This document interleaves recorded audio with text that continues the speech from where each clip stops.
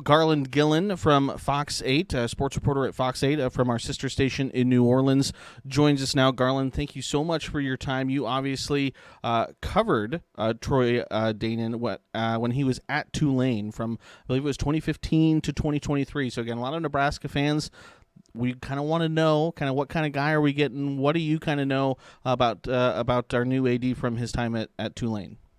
Well, when he came from Northern Iowa, that was a basketball school, okay?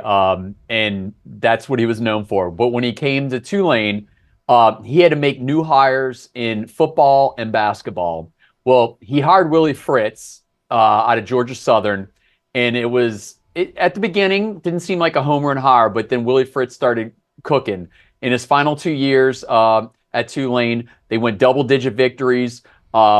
Probably one of the greatest games I've ever covered. They came back from down double digits to USC in the Cotton Bowl. It was they beat Caleb Williams. And then the next year they went double digit again. And then Willie Fritz went to Houston.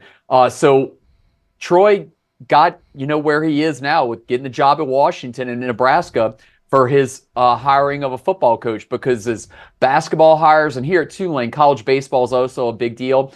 Those hires didn't do it well. But as you know, in college sports, it's football rules everything, and he nailed the college football hire with Willie Fritz. And so at his time at Tulane, I mean, because, again, he's walking into a situation here where, Matt Rule just finished his first year as head coach. Fred Hoiberg, the men's basketball coach, just signed an extension. Amy Williams, the women's basketball coach, has her team in the NCAA tournament. The baseball team's in the top 10 and the RPI. So, again, a pretty established athletic department, but there are a lot of big questions. There's a proposed stadium renovation that is kind of up in the air. Did he kind of cover any really big projects down there at Tulane? That's the thing. Not a lot was built in his time here. We even had problems getting the indoor practice facility built. It's still not built. That was something that kind of plagued the football program. And I think one of the reasons that Willie Fritz left was that it was broken promises about getting an indoor practice facility. The stadium was already here. Indoor practice facility will finally get built this summer under a new AD, not Troy Dannen. So the projects didn't come, but he got the Tulane Green Wave logo. I don't know if you've seen the logo that they use now. It's called the Angry Wave logo. He actually brought that back. It was prevalent in the 80s at Tulane, and Willie Fritz, the hiring, and him bringing back the Angry Wave logo are two of his big victories at Tulane, because he didn't have a lot of other victories. Mike Dunleavy Sr., his basketball coach, his first basketball coach hire, failed miserably. Ron Hunter, who is now here, hasn't made the NCAA tournament this year. They went under 500. Tulane has not made the NCAA tournament in men's basketball since 1995. His first baseball hire, Travis Jewett, never made the NCAA tournament. He got fired. He brought in a new coach, Shea Ullman. They actually had the worst regular season in Tulane baseball history, but they won the conference tournament, so he got into the NCAA tournament. So the Angry Wave and Willie Fritz is what he'll be always known for here in New Orleans. And one of the job requirements, again, at any university as an athletic director, but again, especially here at the University of Nebraska, is you have to be good at fundraising. Do you know the background maybe in fundraising and working with donors and the dollars? And do you know any background in that respect? So Rick Dixon, who's the predecessor to Troy Dannen, he was more of the fundraiser guy. His hires were not as good, and so there was not a perfect sync there between fundraising and coaching hires. Troy got the right football coach. Money-wise, wasn't as much schmoozing with the donors as Rick Dixon, his predecessor, who's now actually at the University of Tulsa, Rick Dixon. So that's something that he's going to have to improve on. But the facilities never improved while Troy Dannen was here. Nothing new had gotten built.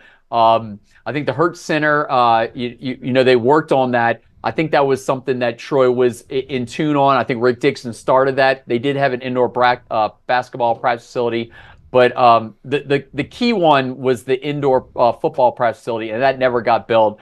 So that's something Troy Dannen's got to prove on. But like I said, he nailed the football hire, and that was the main key for his time here at Tulane. Yeah, Willie Fritz was a heck of a coach down there at Tulane, and again, I do appreciate the angry wave. Yes, it is one of the best back. logos, I think, in college sports. Their uniforms every single year are always top 10 uniforms per week. They use different colors with it. The logo is fantastic. It is. So again, it sounds like, and he left Tulane to obviously take this job at the University of Washington, and he's there for less than 5 months for about 5 months, I should say, rather, before he comes here to the University of Nebraska. He obviously started as an athletic director at the University of Northern Iowa. Iowa's kind of where he has family from, and it kind of sounds like from some of the comments that have been made since his hiring was announced was that he wanted to get back closer to home.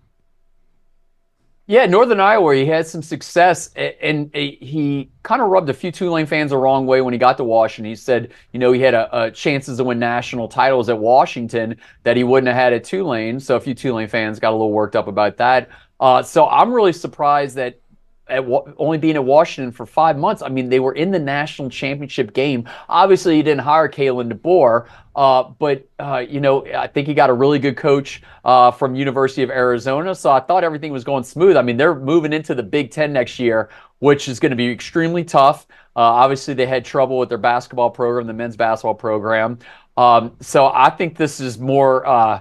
It's a lateral move, I think. I mean, you're looking at two Big Ten programs. I think he just wanted to get closer to home. But I thought everything was there for him to win at Washington. And this is quite a surprising move. But, maybe money played a part in it also. We'll find that out later. But, guys that are from the Midwest, as you know, you're from there.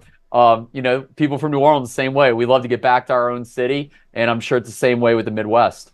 Yeah, we like to say the Midwest is best, but I'm sure everyone in every region has their own, probably has their own saying. Garland, before I let you go, one last kind of thing I wanted to ask you. Again, as A.D. Dannen kind of came to Tulane and then left. Well, I guess what was the fan reaction? I guess when he got there and from what he did, sounds like according to you, is maybe a little bit of a mixed bag. And then as he left, what was the fan reaction?